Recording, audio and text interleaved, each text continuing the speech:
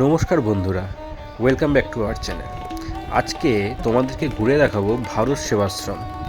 ভারত সেবাশ্রম ভারতের অবস্থিত একটি হিন্দু দাতব্য বেসরকারি সংস্থা এবং মানুষের দুর্দিনের বন্ধু।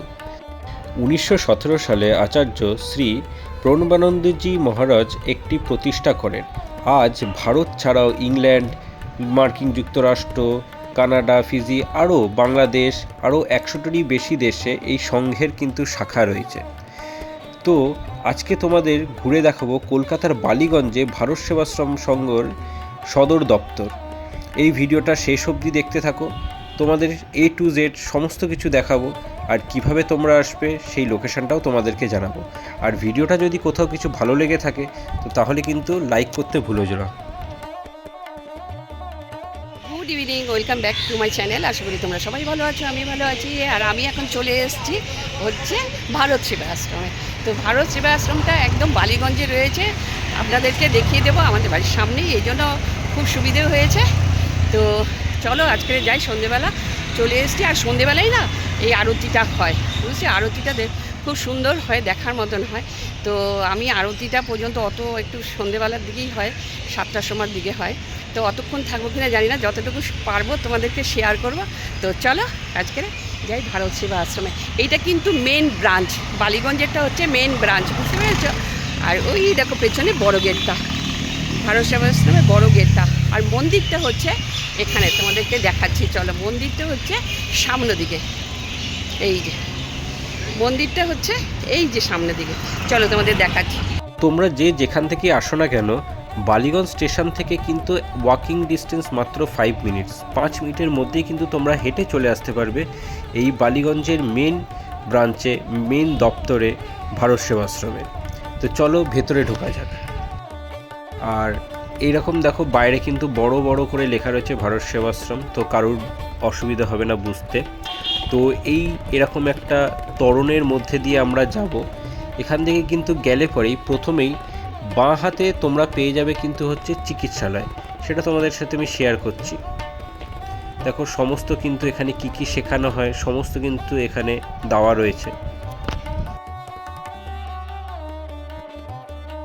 আর এখানে আসলে কিন্তু তোমাদের কিন্তু প্রথম জিনিস যেটা মনে হবে, খুব শান্ত, খুবই একটা সুন্দর জায়গা, যেখানে আসলে মন খুব ভালো হয়ে যাবে।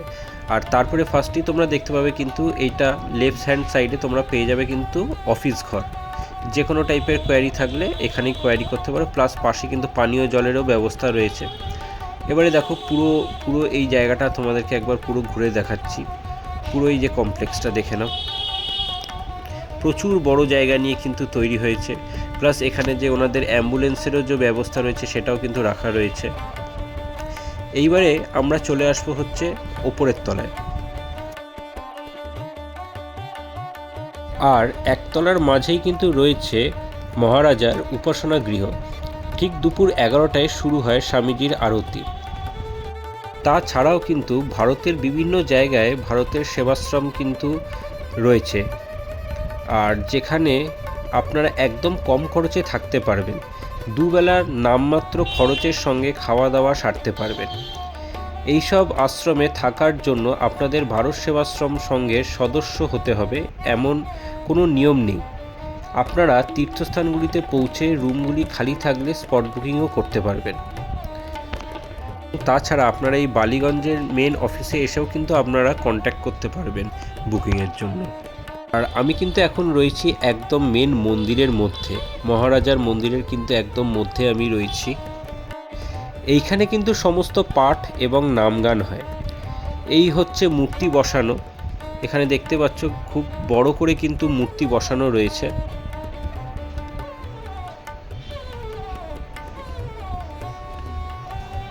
আর আরেকটা সাইডে কিন্তু রয়েছে বিশাল একটা অনুষ্ঠান হল। অনেক ভক্ত এখানে এসে বসে হোমযজ্ঞ ধ্যান করতে পারবেন। প্রতিষ্ঠাতা আচার্য গুরুদেব প্রণবানন্দজি মহারাজের মূর্তি এখানে প্রতিষ্ঠিত রয়েছে। আর দোতলায় আরেক দিকে রয়েছে বাবা মহাদেবের মন্দির। মাঝের ঘরগুলোতে প্রতিষ্ঠাতা আচার্য গুরুদেবের পর যারা সংঘ সামলেছেন সেই প্রয়াত গুরুদেবদের ছবি রয়েছে সিংহাসনে।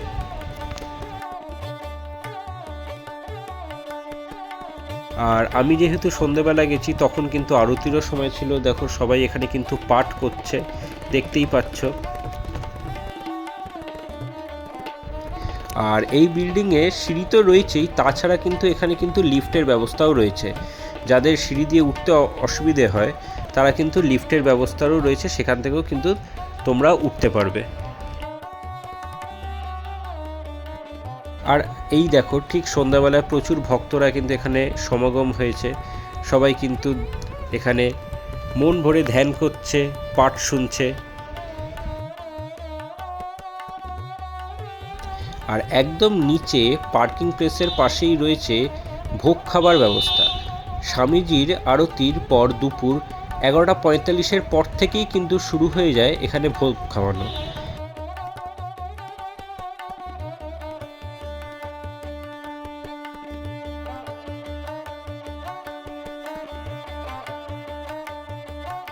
আর এই বিল্ডিংয়ের নিচেই কিন্তু রয়েছে একটা বড় বজরংবলীর মূর্তি। বজরংবলীর মন্দিরের ডান পাশেই রয়েছে অ্যাম্বুলেন্স এবং ভক্তদের গাড়ি এবং পার্কিংয়ের জায়গা। আর বাদিকের তো দেখালামই, সিঁড়ি দিয়ে উঠে গেলে কিন্তু ওপরে মেন মন্দির রয়েছে।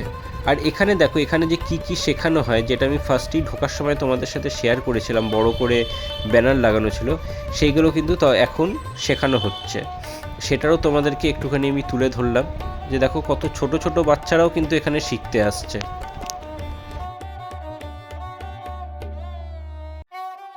এটা দেখিয়ে দেওয়ার পরেই কিন্তু আমরা যাব পাশে আরেকটা মন্দির রয়েছে, সেখানেও আমি যাব, তোমাদের সাথে কিন্তু শেয়ার করব সেই জায়গাটাও।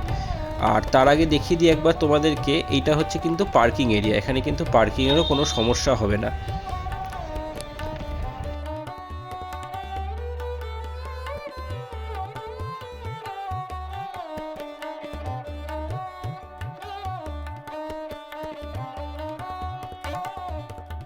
আর এই দেখো চলে এলাম ঠিক তার পাশেই, একদম কিন্তু পাশেই কিন্তু আরেকটা রয়েছে ভারত সেবাশ্রম সংঘ। আর এইখানে কিন্তু তোমরা একদম জাস্ট হেঁটেই চলে আসতে পারবে, হেঁটে 1 মিনিটও লাগে না, একদম জাস্ট পাশেতেই রয়েছে। আর দেখতে পাচ্ছ প্রচুর বড় করে কিন্তু এখানে একটা কিন্তু গেট বানানো রয়েছে ভারত সেবাশ্রমের। আর তার সাথে কি সুন্দর দেখো, এখানে কিন্তু মূর্তিগুলোও দেওয়া রয়েছে। তো তোমরা ইজিলি এখানে আসলে কিন্তু পাশেও একবারও ঘুরে যেতে পারো তোমরা। আর দেখো এখানে যেমন বলছিলাম যে সমস্ত কিছু শেখানো হয়, তখন কিন্তু এখানে কিন্তু দেখো ক্যারাটে এই সমস্তগুলোও কিন্তু শেখানো হচ্ছে। আর তার পাশেই মেন জায়গাতেও কিন্তু ওখানে ভেতরে ঢুকলেই ওখানেও কিন্তু জিমের জায়গা রয়েছে, ওখানেও কিন্তু সবাই ব্যায়াম করতে আসে। ইনফ্যাক্ট আমি নিজেও অনেক মাস কিন্তু ওখানে ব্যায়াম করেছি। আর এই ব্যায়াম বলো বা এই ক্যারাটে বলো, খুবই কিন্তু সামান্য মূল্যতেই কিন্তু তোমরা করতে পারবে। খুবই ভালো একটা জায়গা। আর আমি যখন সন্ধেবেলা এসেছি তখন কিন্তু লাইট ফাইটগুলো একটু কমই জ্বলছিল। তো যতটা আমি পেরেছি সবটাই তোমাদের সাথে শেয়ার করছি। একটু কম আলো হয়তো অসুবিধে হতে পারে, কিন্তু তাও আমি যতটা পারছি তোমাদের সাথে শেয়ার করছি। আর যেরকম তোমাদের বলেছিলাম, কিন্তু দেখো প্রচুর মানুষ কিন্তু এখানে থাকে। যখন এসছি দেখো দেখতেই পাচ্ছ, অনেকেই কিন্তু শুয়ে রয়েছে, বসে রয়েছে।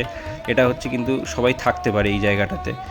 আর জায়গাটা একটু অন্ধকার বলে একটু অসুবিধে হচ্ছে, দিনের বেলা আসলে আরও ভালো লাগতো। আমি দিনের বেলাও আগেরবার যখন এসেছিলাম কভার করেছিলাম, সেই ব্লগটাও তোমরা দেখতে পারো। এটা রাত্রিবেলা এসেছিলাম, তার জন্য আলোটা নেই, দেখতেই পাচ্ছ। তো তোমাদের কিন্তু এই ভারত সেবাশ্রমে আসলে কিন্তু খুবই ভালো লাগবে। আর জায়গাটাও কিন্তু একদম কাছে, বালিগঞ্জের মতন জায়গায়। তো সবাই এসো, একবার ঘুরে যাও, খুব ভালো লাগবে কিন্তু। সমস্ত দেখা কমপ্লিট, এবার আমি বেরিয়ে যাচ্ছি। তো তোমাদের কেমন লাগলো ভিডিওটা বলুন। ভালো লাগলে লাইক করো, শেয়ার করো, সাবস্ক্রাইব করো।